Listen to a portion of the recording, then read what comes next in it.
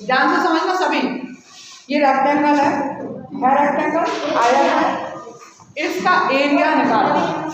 और ये आयत के समान दिख रही है ना, आयत की जैसी दिख रही है, क्योंकि इसमें लंबाई और चौड़ाई इक्वल नहीं है ना। इक्वल होता तो वो वर्ग हो जाता, लेकिन इसकी लंबाई यानी अपोजिट जो साइड है वो इक्वल है। मतलब अगर ये 8 सेंटीमीटर है तो ये भी 8 होगी, यानी अपोजिट साइड ये 6 होगी, ये वाली तो ये 6 होगी, तो ये भी 6 होगी। अपोजिट साइड इक्वल होती है, तो ये कहलाता आयत। अब इसका क्षेत्रफल निकालना है या एरिया निकालना है। पहले उसका कॉन्सेप्ट समझ लो कि एरिया है क्या।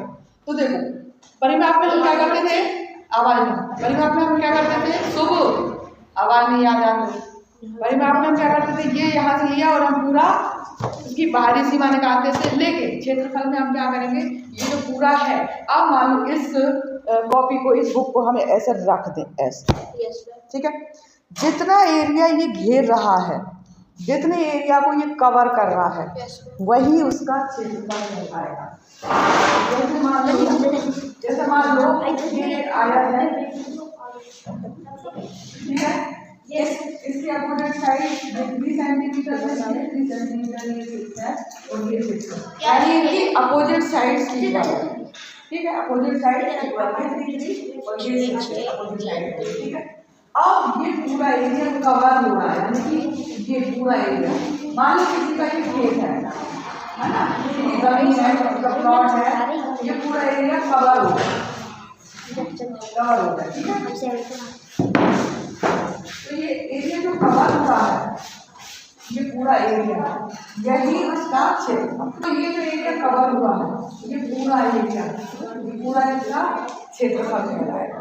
अब इस क्षेत्रफल के लिए हमें एक फॉर्मूला दिया गया है, लेंथ इनटू ब्रेड्थ, लंबाई गुणित चौड़ाई। परिमाप में प्लस यूज करते थे हम, परिमाप में हम प्लस यूज करते थे, लेकिन क्षेत्रफल में एरिया में हम मल्टीप्लाई यूज करेंगे, यानी इनटू बाई यूज होगा। तो ये तो हो गया आयत का। अब वर्ग का क्षेत्रफल कैसे निकालें, अब हम एक वर्ग बनाते हैं,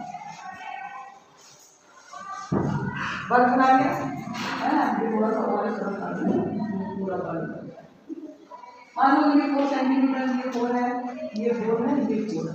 अब इसका पूरा एरिया, ये वाला एरिया, ये पूरा एरिया वर्ग का क्षेत्रफल है, और इसमें चारों भुजाएं बराबर हैं, तो इसका फॉर्मूला होगा भुजा गुणित भुजा। क्या फॉर्मूला होगा, भुजा इंटू भुजा, जिसको इंग्लिश में हम लिखेंगे साइड। दो फॉर्मूले याद रखेंगे, दोनों के क्वेश्चन ही आएंगे। वर्ग का मतलब वर्ग का परिमाप कल बताएगा 4 इंटू भुजा। अच्छा, वो वर्ग का परिमाप था 4 इंटू भुजा, ठीक है। और ये भुजा इंटू भुजा, तो दोनों में अंतर समझ है ना। तो नोट कर लो इसको, वर्ग का क्षेत्रफल। अब बहुत इंपॉर्टेंट सवाल है और आगे भी है, क्षेत्रफल निकालना, एरिया और वर्ग। अभी नहीं जाना है, ये कंप्लीट करो, अभी क्लास में दे रहे हैं हम। चलो हाँ, ये होमवर्क नोट करो, ये वाला करके लाना ऊपर। और एक और करना है, एरिया ऑफ रेक्टेंगल। हाँ चलो मैम, एक आयत का क्षेत्रफल निकालना है, एक आयत का परिमाप और एक आयत वर्ग का परिमाप निकालना है। सिर्फ क्षेत्रफल निकालना है, सिर्फ क्षेत्रफल। मैम ने ये कल आज का टॉपिक क्षेत्रफल पे आधारित है, तो आज सिर्फ क्षेत्रफल निकालना है, ठीक है। आयत का क्षेत्रफल, चौड़ाई, area of rectangle into length into breadth, 15 into 4, बस मल्टीप्लाई करना है, बहुत इजी होता है इसका फॉर्मूला। बस ये है कि कंफ्यूज नहीं होना परिमाप और इसका एरिया ऑफ स्क्वायर निकालो या वर्ग का क्षेत्रफल निकालो। हाँ, वर्ग का क्षेत्रफल निकालो। एक साइड 16 की दी है अगर, तो जल्दी निकालो, उसके बाद कर देंगे। हाँ, एक भुजा की लंबाई 16 मीटर दी है। एरिया ऑफ स्क्वायर, स्क्वायर का निकालना है। चलो करो, सभी का देखूंगी, जाने नहीं दूंगी मैं जब तक होगा नहीं कंप्लीट। करो सुरेश, क्या सोच रहे हो? करो। और टेस्ट की तैयारी कर लेना, आज टेस्ट है 6th क्लास का, ठीक है? 6th class. वर्ग का क्षेत्रफल मैम, वर्ग का निकालना है ना। 16 6 कितने होते हैं? 16 6 हाँ 96 होते हैं। तुमने ये क्या किया?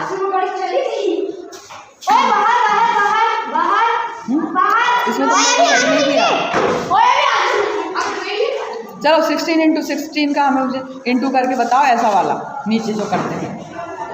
हाँ ये तो हमें परिमाप सही निकाला। क्षेत्रफल तुम्हें क्या करना था? 64 को लिखा तुमने, 16 इंटू 16 होता भुजा गुणे भुजा, मतलब उसी भुजा का उसी भुजा में मल्टीप्लाई होगा। ऐसा नहीं, फॉर्मूले का 1 मार्क्स मिलेगा, और जो फॉर्मूला नहीं लिखेगा उसका 1 मार्क्स कट हो जाएगा। हाँ 5 2 लिख रहे थे तुम, यहाँ 2 की गलती हो गई ना। 6 यहाँ पर सही है। अब यहाँ लिख लो 2 5 6।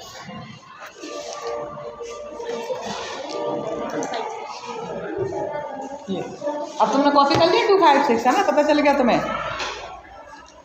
ठीक है।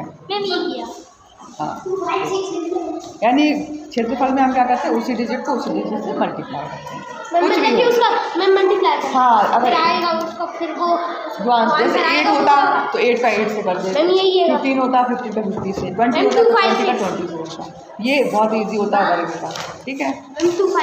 अब कल होमवर्क जरूर हम चेक करेंगे, ध्यान से करना। हाँ जाओ तुम इधर आओ। क्या समझना बताओ, जो समझना पूछ लो तुम। हाँ ये बना करना ऐसा है, बस ये फॉर्मूला लिख देना। हमारे पास नहीं है, अभी तो लिखा मैंने, भुजा गुणित भुजा वर्ग का फॉर्मूला मतलब यही होता है, ये फॉर्मूला ही कहलाता है, सूत्र कहलाता है भुजा गुणित भुजा, है ना? भुजा, हाँ जाओ, भुजा गुणित भुजा मतलब ये फॉर्मूला, इसी फॉर्मूले पे हम चलते हैं। यहाँ 16 लिखो, है ना, और मीटर लिख दिया, ठीक है। इसका फिर ये मल्टीप्लाई किस करेंगे? फिर मल्टीप्लाई जैसे मान लो क्वेश्चन में दिया है, एक भुजा की लंबाई जैसे अभी हमने दी है 16 दी है, क्वेश्चन में आ जाएगा एक भुजा की लंबाई 16 है। मैं इसका करेंगे फिर तुम क्या करोगे? 16 इंटू 16 करोगे। 75 क्यों? इसका वो करना है मल्टीप्लाई, 16 का 16 से मल्टीप्लाई करो। हाँ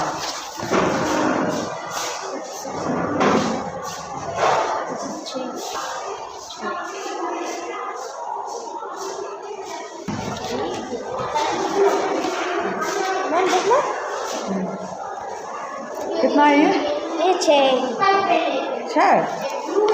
क्या किया? ये तो तुमने सही किया, 6 कम 6 पर एक नहीं होता, या 15 क्यों लिख रहा हो? नहीं ये हमने इसको जोड़ दिया।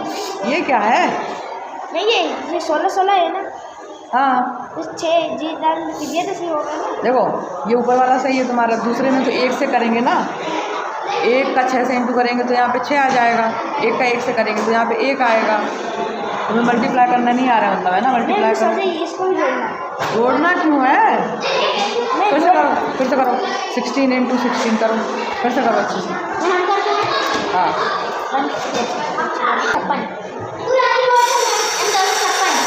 हाँ 256 सही है।